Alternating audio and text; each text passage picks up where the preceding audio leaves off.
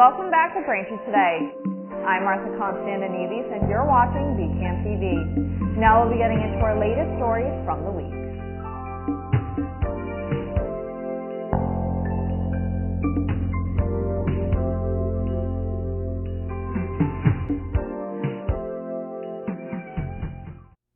Welcome back to Braintree Today. I'm Martha Konstandinidis and you're watching BCAM TV. Now we'll be getting to our latest stories from the week.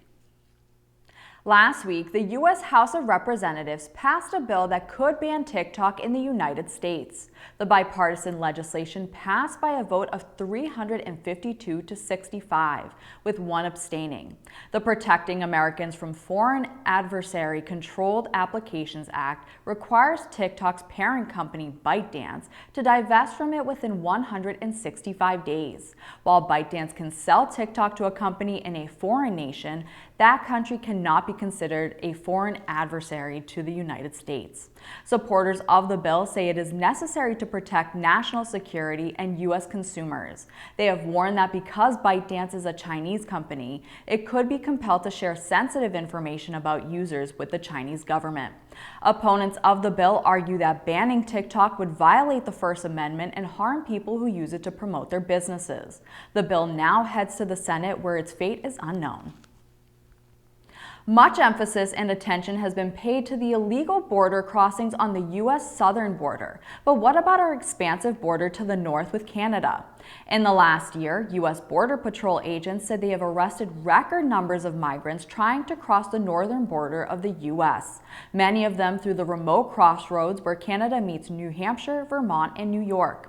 In fiscal year 2023, SWAT and sector agents arrested roughly 7,000 migrants trying to cross the border illegally. That is more than the previous 12 years combined. The Border Patrol covering the northern border is also seeing people on the terror watch list. In fiscal year 2023, Border Patrol apprehended 484 on the list. Up until recently, Canada did not require foreign nationals to have travel visas to fly to the country, only requiring an electronic authorization form. Canada reversed course at the end of February, announcing new requirements for electronic travel authorization and a visa requirement for Mexican citizens. Along with officials, Border Patrol is now covering the vast expanse with ground sensors, drones, and patrols. A huge real estate settlement is set to change how commissions are paid on home sales in the U.S. and how real estate agents operate. The National Association of Realtors has agreed to pay $418 million and change its rules to settle lawsuits claiming homeowners have been unfairly forced to pay artificially inflated agent commissions when they sold their home. Under current rules, when a home is sold, the seller uses a portion of the proceeds to pay both their own real estate agent and the buyer's agent. The rule change leaves it open for individual home sellers to negotiate such offers with a buyer's agent.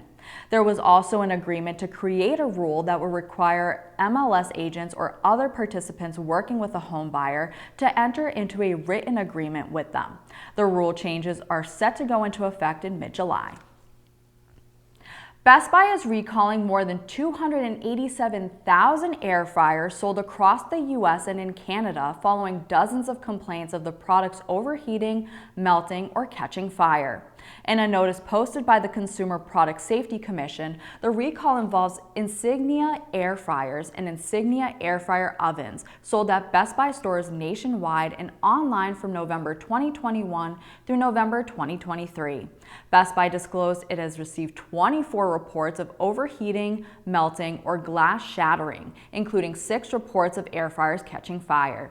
According to the company, Best Buy has contacted all known purchasers directly and advised not to return the recalled air fryers or air fryer ovens to Best Buy stores.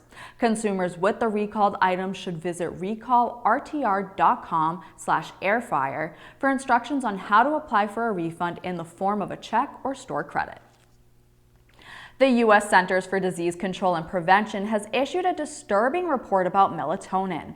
The report says about 11,000 children have landed in the emergency room in recent years after ingesting melatonin while unsupervised. Melatonin supplements, often sold as flavored gummies, can help those struggling to fall asleep due to jet lag or sleeping disorders. Researchers from the CDC and U.S. Consumer Product Safety Commission identified cases involving children aged 5 and younger who were taken to the emergency department between 2019 and 2022 after ingesting melatonin without supervision. More than half of accidental ingestions involving children between 3 and 5 years old, and the majority of visits did not involve additional medications. Based on emergency department visit, researchers estimated that melatonin gummies were involved in nearly 5,000 cases. Melatonin is a supplement and is not regulated by the U.S. Food and Drug Administration. Thanks for watching Braintree Today. We'll be right back with more after the break. Meet James. He was surprised to find out that he has elevated blood pressure, which could turn into high blood pressure. So he talked with his doctor about a healthy path to get his numbers down. He quit smoking, which makes a big difference for his overall heart health. He also cut down on salt by watching out for high sodium on food labels and added a 30-minute walk 5 days a week to his routine. These healthy steps weren't easy, but lowering his blood pressure was worth it. Learn more about his healthy path. Welcome back. Braintree school officials announced a decision to cut $8 million from the proposed 2024-2025 school year budget. It is anticipated that reductions will be made in programming and staff. On Monday, Superintendent Jim Lee told the school committee that Mayor Aaron Joyce gave him a budget target of $75.5 million for the upcoming school year, which is barely 1% more than the present budget. At the last school committee meeting, Lee said the schools needed an additional $10 million to maintain current staffing levels and programs. There were no specifics on possible cuts, but Lee did say the cuts would involve a whole lot of people and could potentially mean school redistricting. Lee said he would have more details in the coming weeks. Here's more from the meeting. Thank you, Mayor. Along with the mayor's comments, what we have been asked to produce is a level funded budget. A level funded budget for the school system represents $75.5 million. That is our budget this year. So this has no additional monies in it over this year going into next year. As you may recall, the initial budget that we put on the table earlier this fall was $85 million. That was to maintain all the services and all the programming that we had. Through some work through the business office, Ms. Kaufman was able to update that initial budget ask down to $83.5 million. That was really a result of some sped savings that we realized. So it's simple math, folks, that the gap that we would need to close from the $83.5 million we were looking at for a level services budget to the $75.5 million that would be a level funded budget is $8 million. That is a staggering figure for our system. If we need to realize all of those savings, it will radically shift everything that we do and how we do it. We have begun the work, but there's a lot of communication that has to occur as we get down to a number that small relative to our need. We have already begun meeting with the leadership team, but as you also may recall, 84% of our budget is people. And so to be respectful in the process, we need to make sure that we're communicating effectively with those individuals who may actually be affected by a reduction. And that is work that will be ongoing. So my hope is to come back on the 18th with greater detail and begin that process. But the high level look that you're receiving this evening is because we have been unable to really talk to anybody who might actually suffer the consequences of a reduction. And to be respectful, we want to get in front of that. Naming suggestions of Braintree's new early childhood education center at the former South Middle School are rolling in. Out of nearly 100 entries, a total of 9 names were suggested. At Monday's school committee meeting, 3 speakers voiced their support for Peter Kurtzberg, the school system's former superintendent for 22 years. Diane Hatchie spoke in support of her father, Joseph DeSario, who spent 23 years as a principal at the Colbert, Torrey, and Morrison schools, and and died a decade ago. Other nominees included Army Sergeant Frederick Follett, a Braintree High School graduate who was killed at the age of 21 in 1969 in a mid-air helicopter crash during his second tour of duty in Vietnam. Former Assistant School Superintendent T. Michael Molongoski and Thomas A. Watson, who helped invent the telephone and made numerous contributions to the town. 4 nominees were eliminated from consideration because they didn't meet the criteria for the committee's naming policy. The Braintree Music Department announced they are partnering with Custom Fundraising Solutions to host their second annual mattress sale. All mattresses are brand new, made to order, come in all sizes, and have full 100% factory warranties. Twins start at $199, full beds are $289, queens are $299, and kings are $499. Delivery or pickup will be available 10 to 12 days after the sale. For one day only, the Braintree High School main lobby at 128 Town Street will be transformed into a mattress showroom. Every purchase supports Braintree students, even if you just want a pillow. For more information about the sale, text Braintree 24 to 617-553-7722 or go to braintreema.gov. The principal of Braintree's Liberty Elementary School, Tara Boning, will be leaving at the end of the school year after 8 years as the school's principal. Boning will take on a new opportunity as the principal of Hingham South Elementary School. According to a news release from Hingham Schools, the Hingham resident will take over for Mary Eastwood, who is retiring after 45 years in the Hingham school system. Braintree School Superintendent James Lee told the school committee this week that a search will get underway for a new principal at Liberty. Massachusetts lottery officials announced that one lucky Braintree player won $100,000 last week in the state's $15 million moneymaker lottery game. According to the announcement, the ticket was sold at Braintree's Highland Mutual, a gas station located at 275 Hancock Street. In addition to this win, 11 other Braintree lottery players took home prize money over the weekend. To see a full list of winners, head to masslottery.com. As Easter is approaching, the South Shore Plaza brought back a friendly critter to celebrate the season. The Easter Bunny is now at the mall through March 30th. The Bunny photo experience will be open Monday through Sunday, and reservations are strongly encouraged. South Shore Plaza will also host events with the Bunny this season, including Caring Bunny, which is a private event for children with special needs and their families. Then there's Pet Photo Day, where you can bring your furry friend to pose with the bunny. And last, Baby's First Easter, which is a private photo event exclusively for your little ones to have their first picture taken with the bunny. For more information or to make a reservation, head to whereisbunny.com. Thank you for watching Braintree Today on BCAM TV. We'll be right back with more stories in the area. It's that time of the year again, flu season. Getting vaccinated against the flu and COVID-19 can help keep you, your family, and your community healthy. You can even get both vaccines at the same time. Visit mass.gov/flushot to learn more. Welcome back to Braintree Today. Now let's get right into more stories. Over the weekend, a driver was hospitalized after a single car rollover on Saturday morning in Weymouth. According to town firefighters, a black SUV crashed and overturned in a yard on Pleasant Street. The release from officials said first responders removed an unresponsive driver through the roof of the vehicle and transported the driver to South Shore Hospital. The local firefighters union posted images of the crash, which show the car turned on its side. Nearby residents reportedly attempted to help the driver before first responders arrived, but were unsuccessful. No additional information has been provided.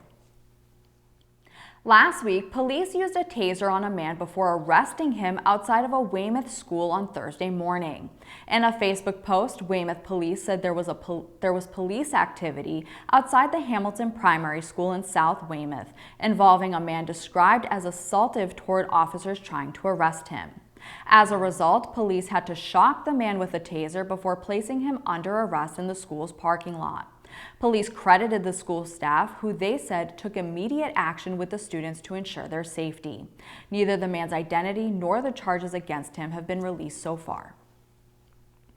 A public access television producer in Avon is producing a show about the Quincy shipyard.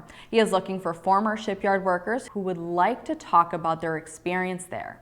If you're interested in sharing your story, please contact Bruce Lane at 508-510-3944 or email him at crkrbl@msn.com. If you're a fan of the Walking Dead television series, then here's your chance to be a part of it. Boston-based Kendall Cooper Casting is looking for a few good zombies for the second season of AMC's The Walking Dead: Dead City, which the company said will be shooting in the Boston area from April through July. Besides the slow-moving body chompers known as walkers, the agency said in its casting call that it is also looking for extras to play soldiers, post-apocalyptic survivors, and other extra roles for the show throughout the season. Kendall Cooper Casting posted descriptions of the sorts of physical qualities they are seeking for the various roles. People of all ages and ethnicities are encouraged to try out. While the casting call said the new season is filming in Boston, several online movie sites have said Randolph is also a likely location for at least some portion of the production. A link to the application is available at kendallcoopercasting.com. The State Department of Conservation and Recreation kicked off lifeguard hiring last week ahead of summer 2024 and are offering bonuses of up to $1,250 plus other incentives. Lifeguards are in high demand each summer, with many cities and towns in the state unable to hire enough guards to staff beaches. The DCR jobs are among the highest paying in the state, with lifeguards watching some of the busiest swimming areas. The jobs will pay between $22 and $27 per hour this year, depending on experience. If hired, there's a $500 bonus available for anyone who submits an application by May 1st, or a $250 bonus for applications received by June 1st. On top of bonuses and higher hourly pay, the state provides free lifeguard training classes valued at $400. Anyone interested in applying can head to mass.gov. Thanks for watching Braintree Today. We'll be right back with more in entertainment.